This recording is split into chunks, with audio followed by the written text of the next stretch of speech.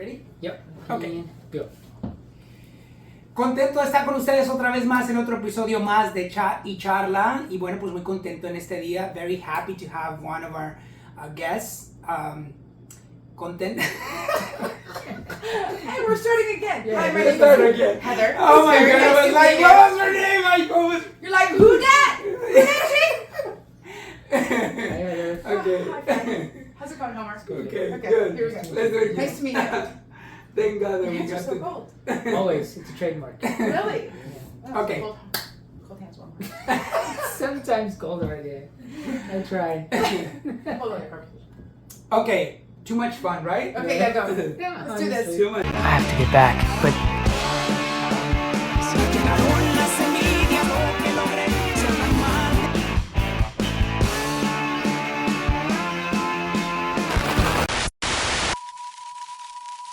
this is fun. Feliz y contento de estar otra vez más en un nuevo episodio de Chat y Charla con José y Homer. Y bueno, pues muy contento de recibir uno de nuestros primeros invitados, Heather Pease, que vamos a tener la oportunidad de conocer un poco de su carrera.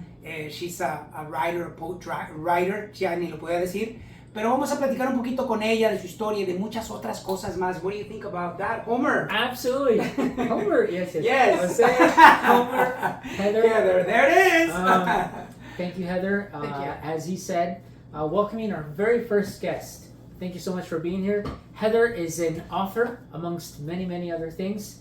Talent artist, activist, poet, and of course, writer. And we're going to talk about some of these things that took you to this book and what this means to you, what this book is all about.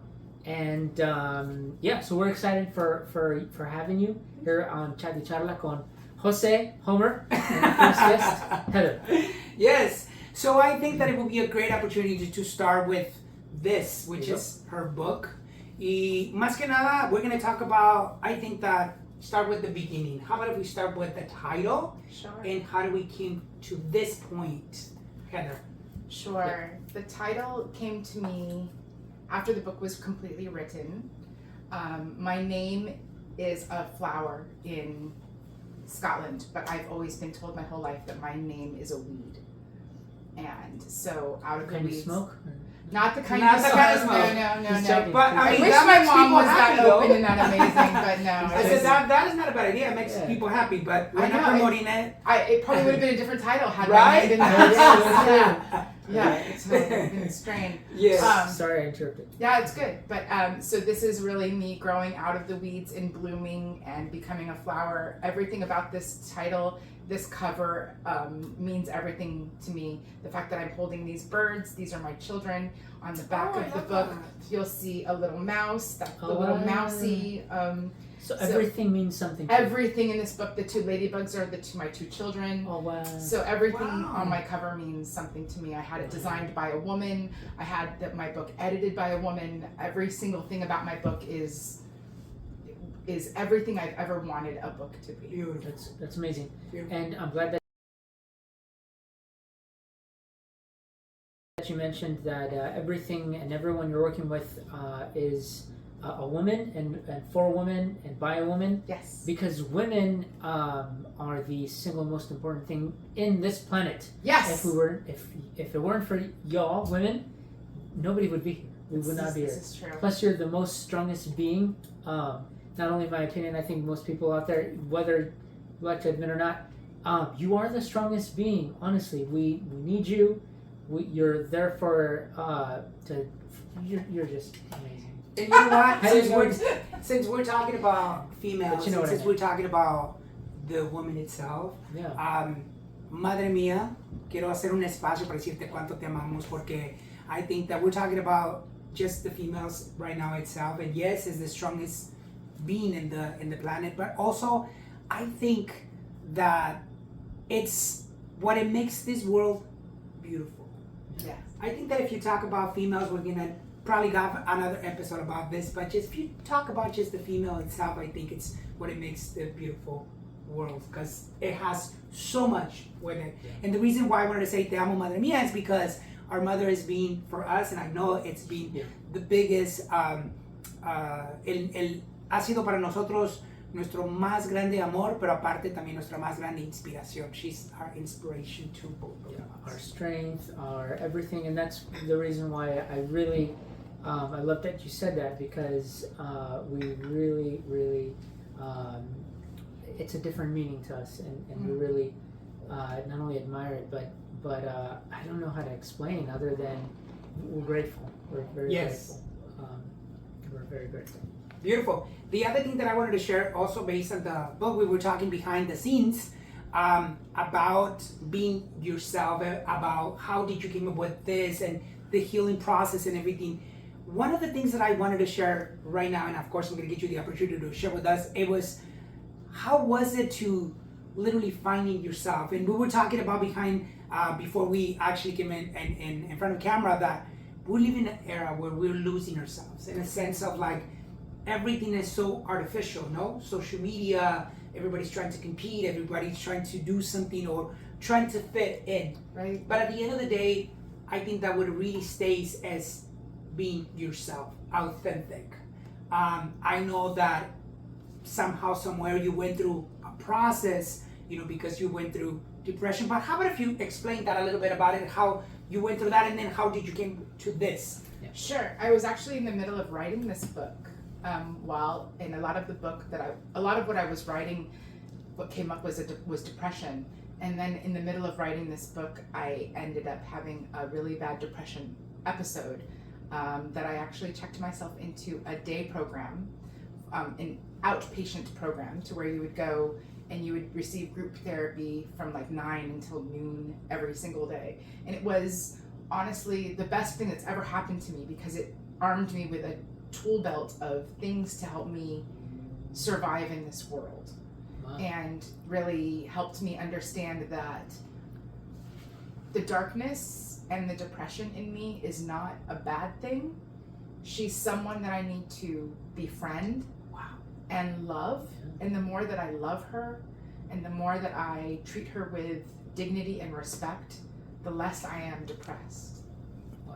What a beautiful and powerful message. And I feel like instead of fighting this monster that was inside of me, befriending her has been my saving grace. It's really how I got out of the weeds and rose above all of the depression, because I was sad for so many years, and I didn't understand what was actually happening with me. And it was because of all sorts of things that happened in my life. And it wasn't until I had this toolbox of healing that I actually understood that I could get myself out of the weeds and get myself above ground and stop thinking about being underground all the time, and I could grow. Wow. And Beautiful. It wasn't until I actually did that. Wow, can you imagine if we all realized that? Instead of thinking of ourselves sometimes as our own worst enemy, which we could be, we could also be our own best friend. Yeah. And we could change the way we see and think about things. And instead of being our worst enemy and making everything difficult, we can make things much better. Yeah, one of the questions I like to ask people is, do you love yourself? I can say now that yes, absolutely. I understand that I'm not perfect, but if you'd asked me that 4 or 5 years ago, I wouldn't have known what this, like, I wouldn't have known how to Right. answer that. I would have been like, I want to. Yeah, exactly. But I feel like it takes a journey. Yeah. You have to go through some really hard shit.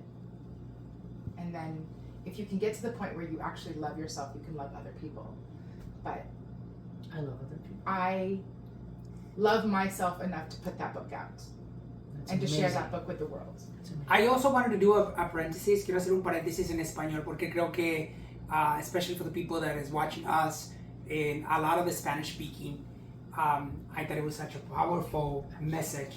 Estamos hablando de una situación que probablemente es poco más común día a día, que es la depresión, y que muchas personas quizás viven en un mundo oscuro de depresión. Pero me llamó mucho la atención lo que la autora Heather nos acaba de decir ahorita, que para ella fue un proceso de entender, de conocer, y no solamente de conocer, pero hacerte amigo de ti mismo, entenderte la situación. Y lo que yo siempre he dicho es, busca ayuda. Always look for help. There's help out there.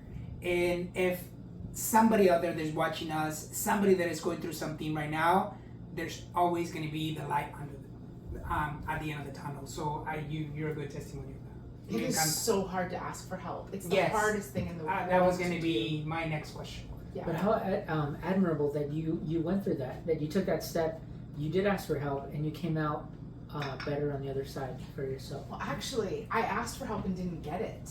Okay. How does that, what do you mean? Yeah. Let's talk about that. I asked for help in the middle of this crisis, in the middle of creating this book, in the middle of needing, of being very burned out and being very depressed. I remember being in my living room and screaming at the top of my lungs, I need help. I'm going to die if I don't get in a hospital at this moment. And the person that I was speaking to just looked at me with a completely blank face. And it wasn't until I went to my doctor and said to my doctor, I need help. Then my doctor said, here's the phone number. Here's where you should go. I helped myself. Right. So I think what the answer is no one else is going to help you. Then yourself. You have to help yourself. It's because it's sometimes asking for help. People don't know how they can help you. Exactly. They don't know what to do. I was going to say that. And not only that, but if somebody comes up to me and they're saying that they're going through a really rough situation, the only person that really knows what's going on is you. Yeah. And sometimes we don't see the picture. We don't understand what is really happening. Right. So going forward, I think it is the biggest responsibility is within yourself. Like, I need help, so don't give up. I need to get until I get it. Sacre-Cœur. I am a quartered sanctuary, devoted to never missing a beat, fashioned into a fist ready to punch out of a chest. This inheritance feels heavy in its responsibility. As caretaker to a fortress with a broken lock, oh, I have been shattered. Allowed thieves to plunder and pillage, leaving me empty.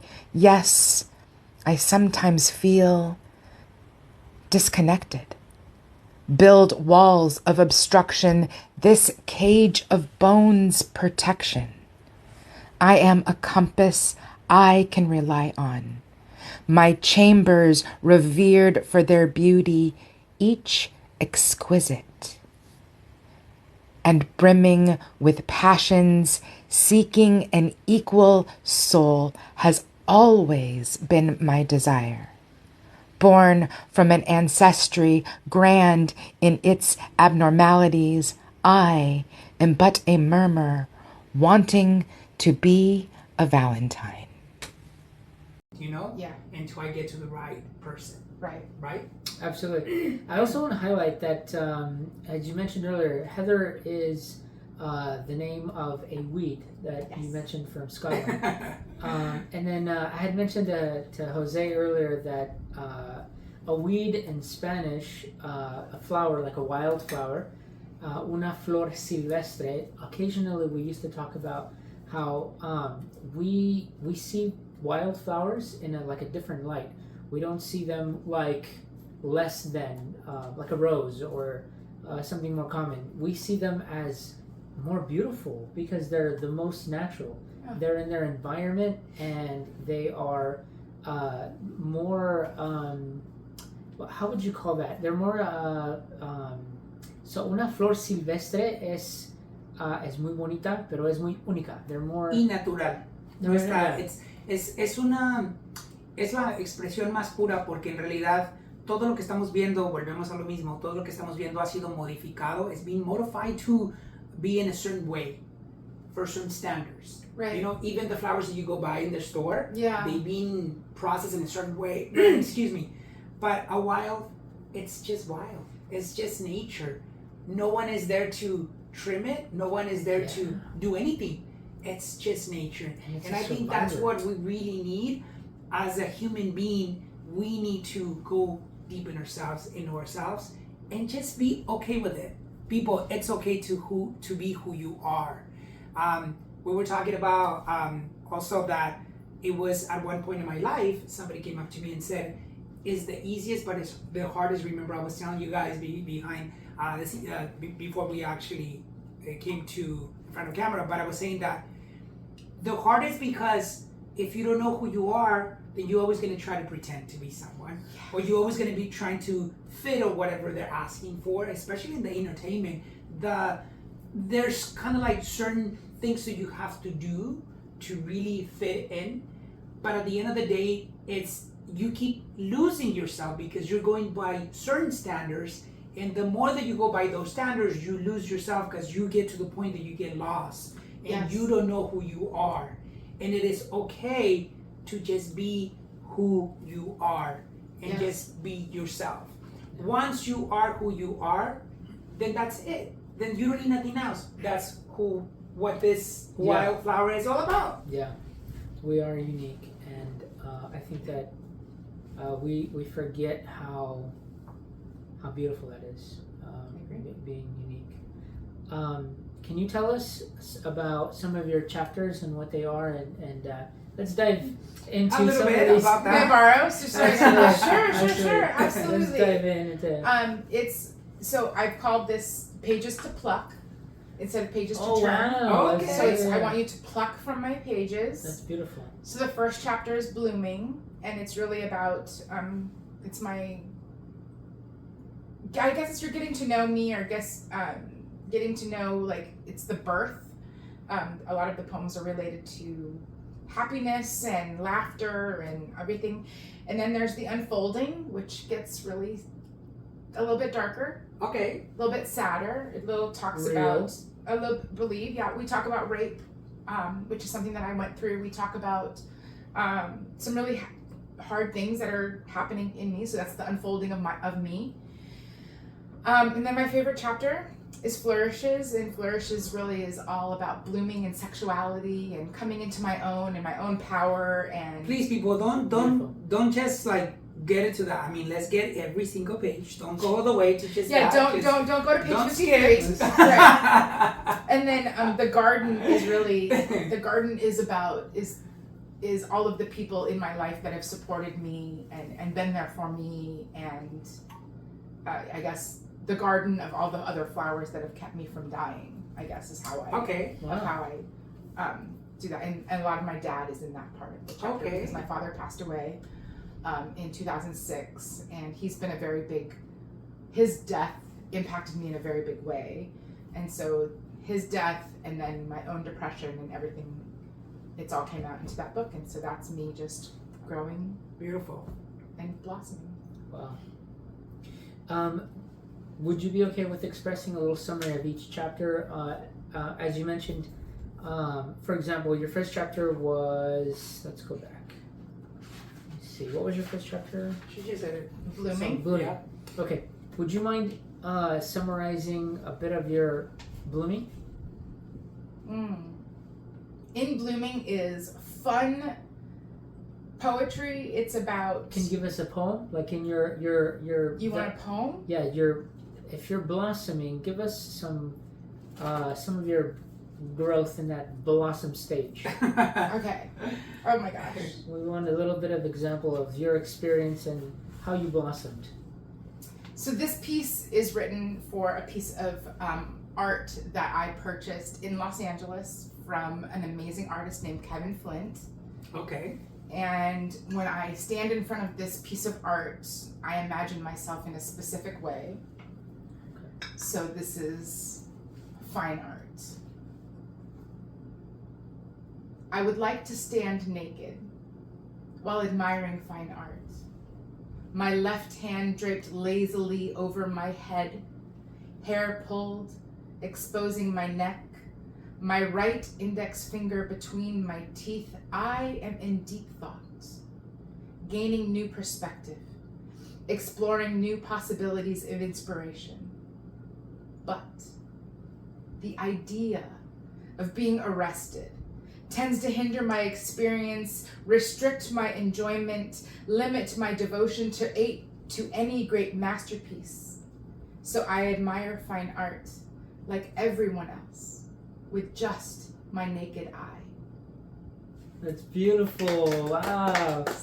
What else? I relate. Yes. I love to get naked. Wouldn't you? I mean, Yeah. I could get naked and stand in front of that piece of art right now and just be you. Just And be me enjoy. in front of the art. You know what? One of the things, That's just by amazing. listening to you and hearing the way you wrote that, it gives me the chills, but also it puts me in a position where what a beautiful thing is to become free and to be free. Yeah. Because that's, I think, another thing that a lot of the times as a human being we kind of like hold that to ourselves, you know, not to be able to feel free. Yes. And I know this is poetry, but at the same time, you're putting yourself into those words. And that also reflects the whole process of being in a situation and now blooming and becoming who you are. Thank you for sharing. You're Yeah, that welcome. was beautiful. Thank That you. was really beautiful. Thank you for sharing that. That was amazing poetry. Thank you. That's a really fun piece for me. It's an older piece. I remember exactly where I was in the exact moment that I was inspired by it and exactly why I wrote it and how clever I thought it was. Yeah. So I'm really proud of that piece. And I still have the piece of art that inspired that piece. Wow. And I get to look at that piece of art every single day and know that art. Can I ask? Can you ask? I don't know what he's gonna I mean, ask me, boy. I don't You know. have the piece of art, right? Sometimes. You have the piece of art. So in your poem, Oh God. you express how you would like to enjoy that piece of artwork, but you do have it. I have And the enjoyed that art privacy exactly how I in your want to home. enjoy that art. Okay. I was curious about that. I'm glad that you do. Yes, I have enjoyed that art. Exactly. I'm And glad I think you that do. everybody should enjoy their Yeah. art exactly Yes, how they want to totally. enjoy it. Yeah. That's Totally. awesome. Totally. I also wanted to ask you, because of the fact that this moment where we sit down and we chat and we talk about all these different things, I know there's a lot of people that they're watching and they're probably thinking like, what an inspirational story, what an inspirational person. But at the same time, I'm sure there's people out there that maybe they wish they can get to the point. Maybe they wish they can get involved in something in their life. Maybe in art, maybe writing, maybe music. Excuse me. My question here is, what do you want to bring this to society? I know that there's the poetry, but what is the biggest message that you want to give to people that they get this beautiful book? I think the message with this book is that healing is possible and that everybody has a journey to go through in their own healing, and that whatever they are scared of, whatever they feel like is holding them back, that I wish I could be this. I've always wanted to be a writer. No one else was going to make me a writer. I made myself a writer. Beautiful. So what That's I would huge. tell people is continue to write, and if it's no one will publish you and you're going to continue to get rejected, then publish yourself. Because your story matters, and I guarantee you if you share your story with a group of people, someone's going to come up to you and say, me too. I have felt that way too, or I have experienced that too. And as a writer, you need to know that you're not alone. Correct. So And I love the attitude. I know Homer was going to ask you something, but I just wanted to say that when we were talking about the whole rejection, I think that also shows me how much growth you have. Because we were throwing it as a joke and we're like, well, my goal on this one was going to be 100 times. Para la gente que me está viendo, estamos hablando acerca de la actitud cuando te dicen que no, y especialmente en el entretenimiento. A mí me han dicho 50,000 veces que no y yo aquí sigo, ¿no? Pero el hecho de poder decir, ¿sabes qué? I'm not even about worry about that. Si me van a rechazar, que me rechacen, ¿no? Ella dijo, este libro que me estaba mostrando fuera de cámara es otro libro que está trabajando. Y me dijo, este libro va a ser, mi meta va a ser que me rechacen 100 veces. Y le pregunté, ¿cuántas veces te han rechazado? Y me dijo, 5. Le dije, te quedan 95. Y creo que me encanta el hecho de poder tener la oportunidad de tomarlo de esa manera. I love the attitude. Yeah, totally. I love the fact that you said, well, we have another 95 to go. And I'm sure someone will pick it. I'm sure because Absolutely. you have so much to give. And I think also, sorry guys, I just speak so much, but it's just because I get excited about it, and I love to hear people like that they have the right attitude towards things. People that they have succeeded in life, the biggest people that they have succeeded in life, I'm sure they got rejected many times. Oh, heck yeah. Millions of times. Yeah. And you know what was the difference? They didn't give a shit. Right. They kept going. Didn't give a shit. They kept going and they kept going. And that was the reason why I'm saying, I think that in order for you to really do something in life, it's not even about like what people think, it's what I want to do. Rejection isn't personal. Exactly. It's just that you don't fit in in their expectations. I want to be rejected from something that I don't fit in someone else's expectations. I want, if I'm rejected 90 times, that means the one time I'm in the right place, with the right publisher, with the right editor, with the right story at the right time, that those people needed to hear. Exactly. Every other time, it just didn't fit. It just wasn't the right time. It's nothing personal against me. It's just that my writing wasn't speaking to the audience at that moment. So you have to be very particular what you send out, to publishers. And it's also like you, Omari. I mean, I'm putting you as an example because he's an actor and he goes through all these different auditions. And every time that they don't take you or they reject you, it wasn't that you're not good enough. It was just not the right fit. Yes. For the right character. It's just not the right and character. And it was just not yours. Yeah. So I think that's another good example. No? Yeah, I was totally already thinking about that in a similar and a different lens at the same time, where that is so huge and powerful. I am going to look forward to being rejected. Yay! And I'm going to have like this tally of like, I need to be rejected 100 times. And knowing that's power to me because rejection is good. Yes. Rejection is growth. Yes. Exactly for the same reasons that you said.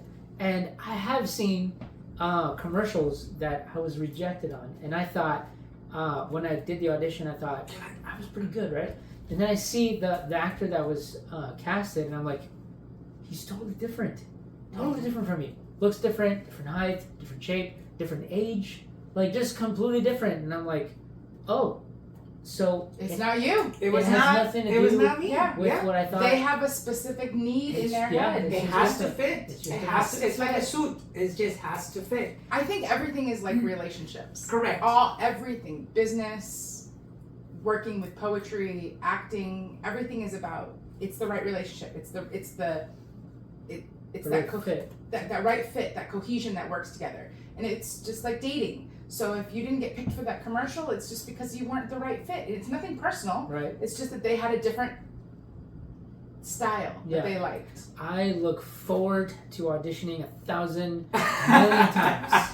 And I want to get rejected as many times as it takes. Hell yes! I'm going to keep doing it though until the right fit. Not only that, but celebrate your rejection. Yes. Yeah. Yes. Like, I got rejected today. Whoa! Let me go drink. Cheers! I was Cheers! rejected today. There's another reason to drink, right? I'm drinking coffee, guys. But I think that now that we're talking about rejection, I think it's also a good opportunity. I don't want to like go ahead and like get too much. No me quiero adelantar mucho. Yeah. Pero I think that is a good opportunity to talk about also about the other part of your profession, that you're also a talent management. Yes. In this situation, you work with actors. Yes. Before we get to that, I wanted to know, first of all, how was it? Because a lot of the times also you come across with things and maybe it wasn't even something you were thinking about it. Maybe you were focused on writing as a poet. But how did this situation come up to you that you decide to manage? Yes. What was it? It came to me very organically. Okay. I actually had a writer that came to me and said, I want you to manage me. And at the time that the writer came to me and said that, I wasn't ready. I didn't understand what that person was looking for.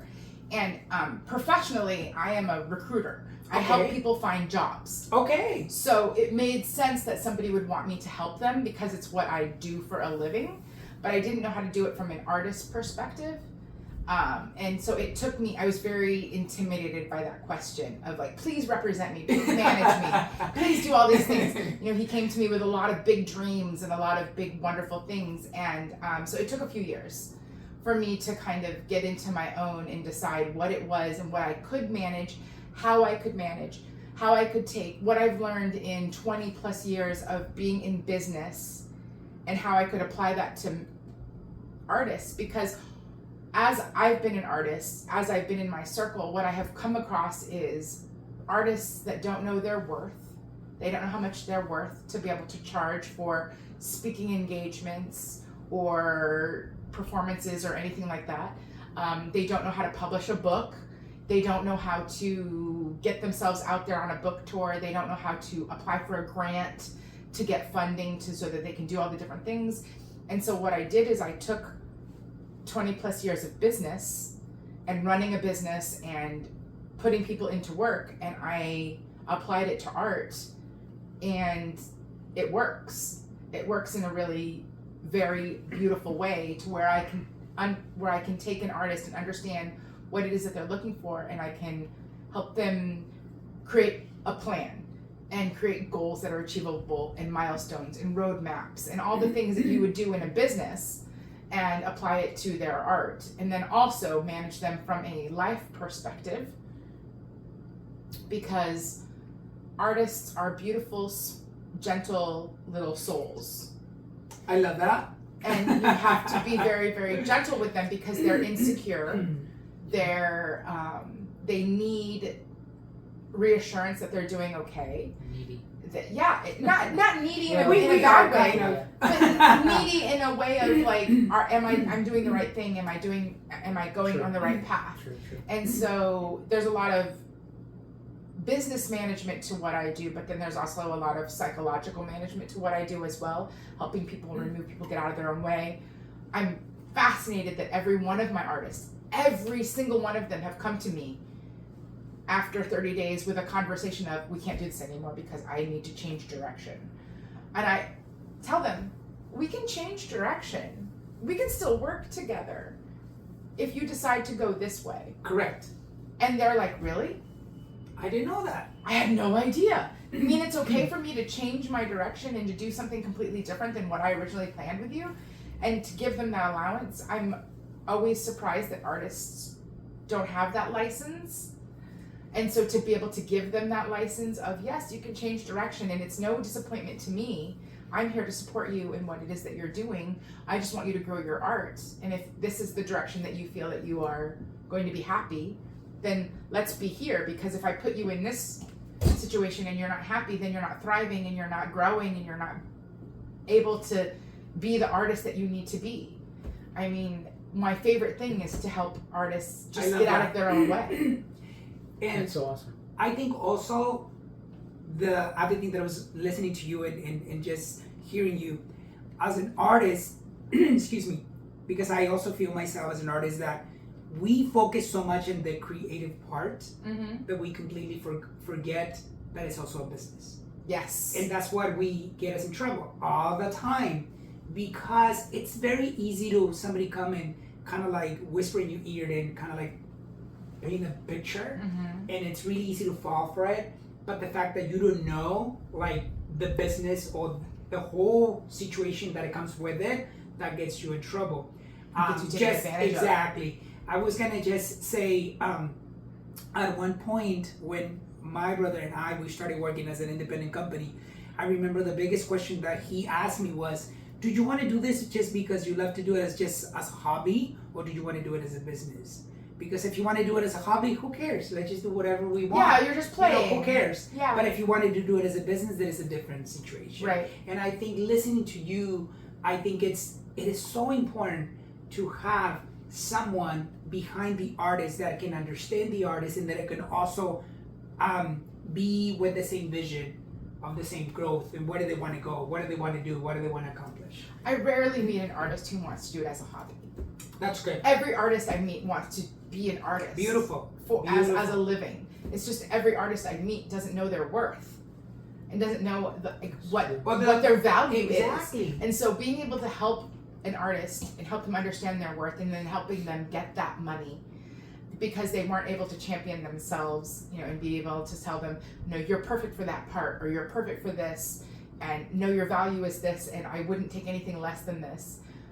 Just to empower that is such a beautiful thing, and it's just, all I'm doing is taking what I've done for myself and advocating for myself, and helping artists do the same thing, and just helping them just get out of their own way. Oh, beautiful. See that. I also wanted to say that I'm so thankful to find people like you, Heather, in the entertainment, because I feel that there's a lot of people out there that they don't have the same intention as you. You know, that That's your true. intention is positive, that you do want to help, that you do want to not only support, but also help grow this artist. And a lot of the times I see people that they dedicate themselves to portray themselves in that way, but the reality is not really what they're looking for. They're just getting their own benefit out of the artist, which is it's a harsh reality, and it's a real world out there where we've had some experiences with people that take advantage, steal money, and or only looking out for their own benefit. So it's really rare and amazing to come across people like you who really care and are working together towards helping the artist grow. I'm thankful for, in my own experience, I've had 2 managers in my short acting career. Both have been great. My last one has been a completely different world from my previous one. The last one is very similar to you. He does care, and he does take the time to really look at things to see how we can grow. It matters. Yeah, completely. And so my experience has changed, and it's become better because of that. And so we really appreciate people like you, because we need people like you. And someday we hope to pay it forward, help others in the right way.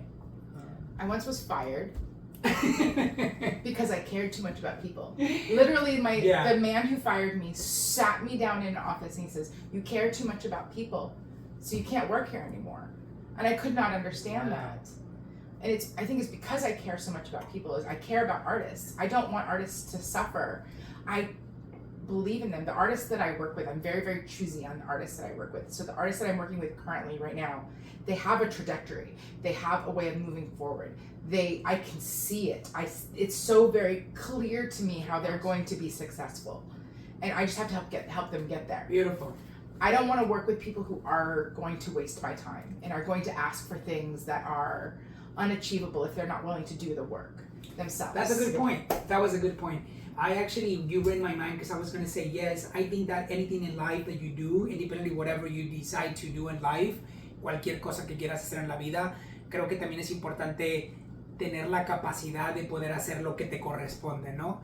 That if you have a good manager, of course you're a talent, but there's also things that you need to do, things that you're willing to do also to be able to become successful, because it's not just about the manager who's going to take you and carry you, it's also your talent and the time that you can input to do whatever you need to do. Yeah, that's definitely important. I think sometimes it's very important to highlight that, because often people do want to other people just to carry you and do everything for them. They maybe even pay for someone and expect that because you paid for that person, you paid something that they're gonna take you to success, when really don't forget, like, you have to put in the work. Correct. Dude, I'm not your mom. Yeah. I'm just not your mom. I think I just can't get you. You're like, I'm sorry, but yes, come on, yes. Like, at some point you gotta grow the heck up and Yeah. just you just need someone to support you and be by your side. I Yes. don't want to be behind you, pushing Yes. you forward. I want to, as a manager, I want to be by your side and being like, I got you. Like, you're never gonna fall. Beautiful. But I'm not gonna push you into situations. We're I totally understand. I love that.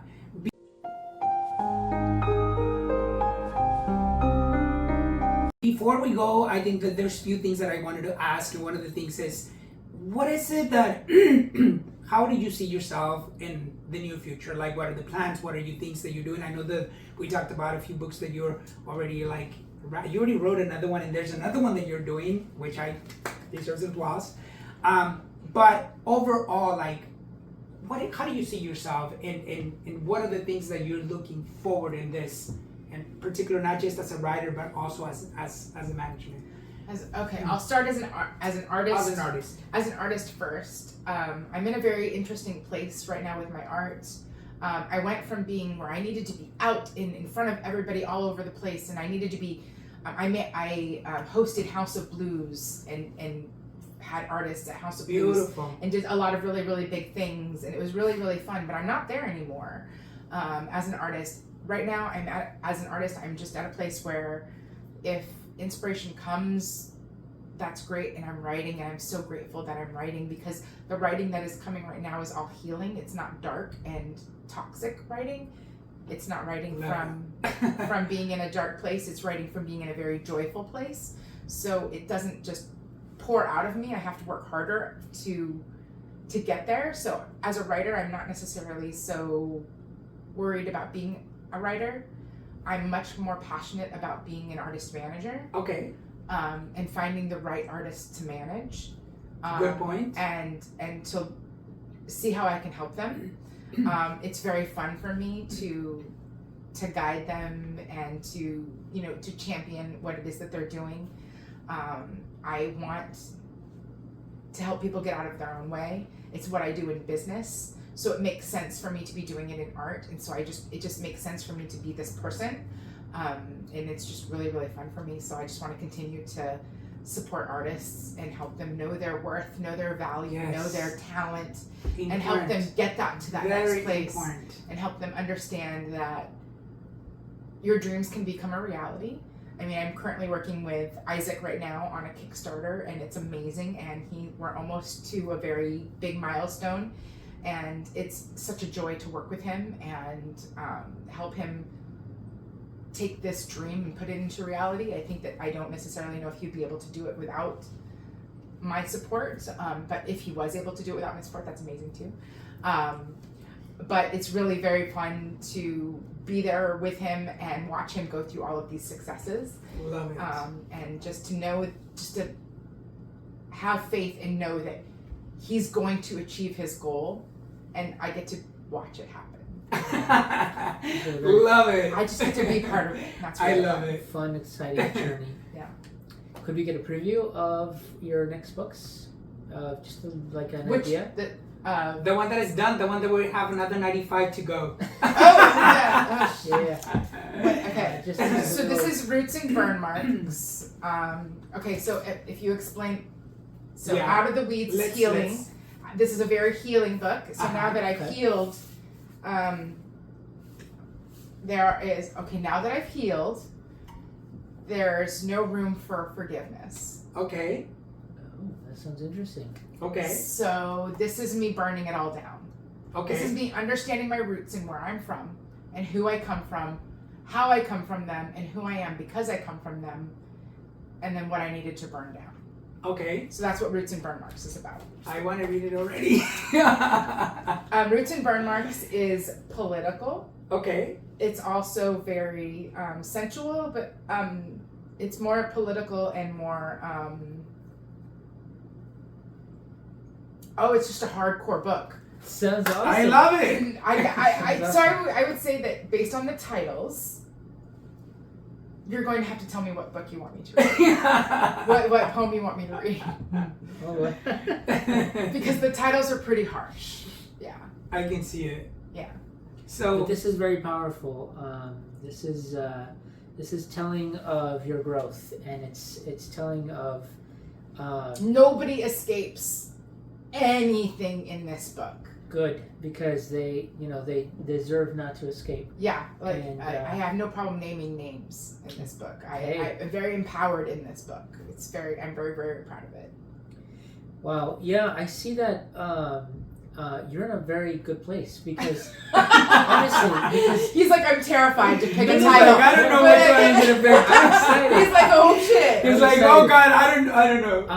This is inspiring because this is an achievable place that I hope to get to someday, because this I can help you. I mean,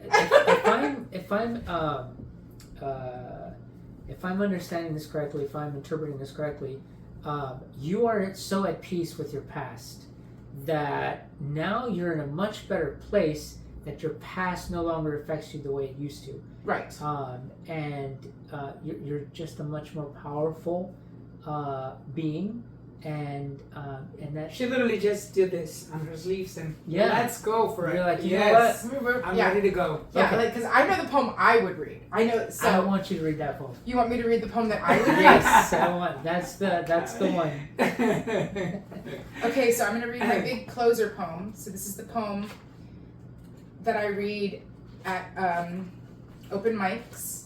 This is my drop the mic poem. Okay. Wow. This is the perfect. poem that makes everybody shut the fuck up. And not only that, but I think the most powerful thing about this too is this poem hasn't even been published. Oh, this And poem, she's sharing with this us. poem actually just got published. Okay, just got published. Sorry, this poem just got published. But I think that also I think the fact that you're with us and then we're part of that success and we're part of that growth, I think that makes it really special. Thank you so much. Thank you. Absolutely. That's what I was gonna say. Thank you so much. Yeah. Go for it. Your mic, it's with you. Okay. Take off the little thing. And just I know, right? This one's called Just Another Day. Settle down, everyone. Welcome to your first day of class. I'll be your teacher. Here in America, a new school year means open hunting season. Let's all stand for the pledge. I pledge allegiance to the Glock of the United States of gun-loving Americans and their rights to bear arms for which they stand. One nation, under gunfire, divided, sweet land of misery and no justice for all. My country, 'tis of thee, land of you only live once. Just thoughts and prayers here. Security's a false god. Want to go out on the town? Conduct your next search by bullet holes. In the grocery store, nail salon, nightclub, movie theater, mosque, mall, or church, or synagogue. Take your kids to school where they will learn how to hide from a shooter. Because we do not learn, and statistics don't stick. Scoundrels line legislative pockets, paying for mansions, while teachers dropped packed lunches in lounges only to cower in classrooms, covering kids with bodies not meant to be bulletproof. Playgrounds are littered with lies of reform that disappears with a poll. Feckless politicians with firepower, but I'm a selfish cunt. Wanting to ban guns instead of books, live where kids grow, get a free education instead of an AR-15 in the face. The mass murdering of children is just so American. Wow. It's just another day of shootings. Fill out your donor card because a corpse have rights. Guns are worth more than a pussy in the land of the free. Schoolhouses are quickly turned into mass graves. Barricades become booby traps. Exits equal entrances. Escape impossible. When will a lie be one too many? A bullet be the last? When will a vote matter more than an agenda, or an agenda become action and words be more than prayers? Actually, fuck your prayers. They've never brought back the dead. Wow. Wow. Oof. Masterpiece. Definitely. I got the chills too. Wow. You know, I think, Amazing. especially in this time of life that we're living, very few people have the guts. So, yeah, or the balls too. So I always say all the things that nobody else will say. Exactly. Exactly. And I think that it is important to raise the voice. And I think that, I mean, sinceramente un aplauso porque there's few people that they can actually express it so well. So real. And just so real. So and just, poetic. like, in other words, stop pretending. Like, just. Yeah, just so real. I love to say that word. How is it? Fuck off. Like, in other words, just fuck off. Exactly. Yeah. We got that from Exactly. Succession, That's which actually we like my to show, favorite but- word. Yeah. When sometimes you just want to say that. Just Yeah. fuck off. Just fuck off. Yeah, I Because- want to say that a lot lately. I know, right? Because I think that it is true, though. We're living in an era where it's just the way you said it. Wow. It's just, there's no other way to say it. Yeah, we as a nation have a lot of work to do, Yes. and you know, whether it'll get done or not, and who will do it, and when it'll start, and whether people are even willing to listen, that's we have yet to see. But people like you, Keep your doing it. voice, your voices, bring that to the forefront and remind us of the reality. And it's such a beautiful, poetic way. Yes. That was amazing. Thank you. That was amazing. Thank you so much for sharing that. Thank with you, us. thank you. Thank you. Para la gente que nos está viendo, les presento aquí otra vez a Heather Pease. Búsquenla. Where can they see your Find social your media? social Where can they media. find your book? Where can they find all these beautiful poems that you've been doing? Sure. You can follow me on poeticgirl.com or heatherpease.com. And then we'll go ahead and put it also so people can see it. Yep. Okay. Yep. And then your my social media? Instagram is opoetic1. On Instagram, I'm on Blue Sky opoetic1. Everywhere is opoetic1. Okay. So you can find me everywhere at opoetic1. I'll put it right here. Yes. To be right. Love it. Thank you so much for sharing Thank so much. you. I appreciate Thank you the time. for being here. And not only that, but I think that one of the things that I always also say all the time is when we record something, the beauty about it is it stays forever. People. Yeah. We record it and it stays forever. So one of these days we're gonna be cheering again. Yes. With all the successes. Not Yes. only with your books, but also with your management What company. about Yes. part two? And Part we two. will come back Part and two. say, did you remember when we were talking about this? Do you remember the people that you were working with? Do you remember the book that now is the #1 bestseller in New York? And now we're doing all this. And now, you know why? Because I truly believe it. I truly believe that people who believe and put passion in what they do, there's no reason why they're not going to succeed. And especially with that type of mentality and with that type of attitude and with that type of talent that you have, why not? Beautiful. People need people. The world needs people like you. Absolutely. So thank you so much for coming. Thank you. you for being in this little space. Totally. Thank you, Heather. And we're excited to have you here. Thank you. It's our pleasure, our honor, and our privilege to. Para la gente que nos está viendo, muchísimas gracias y ya nos pueden seguir, ya nos pueden agregar y obviamente esto es solamente el principio de tantas cosas que vienen porque vamos a tener no solamente gente que trabaja dentro del entretenimiento, pero también tanta gente que está aquí para inspirarnos, para enseñarnos tantas y tantas cosas. Gracias por ser parte. Y quiero cerrar con una cosa que siempre digo, que en Chat y Charla el invitado especial eres tú. Thank you. Hasta la próxima. See you again next time. Thank you again for- Thank you. Thank you. Thank you. Appreciate it. Thank you so much. All right. I love it. Thank you. Oh my God. You know, the beauty about this, I think that Okay.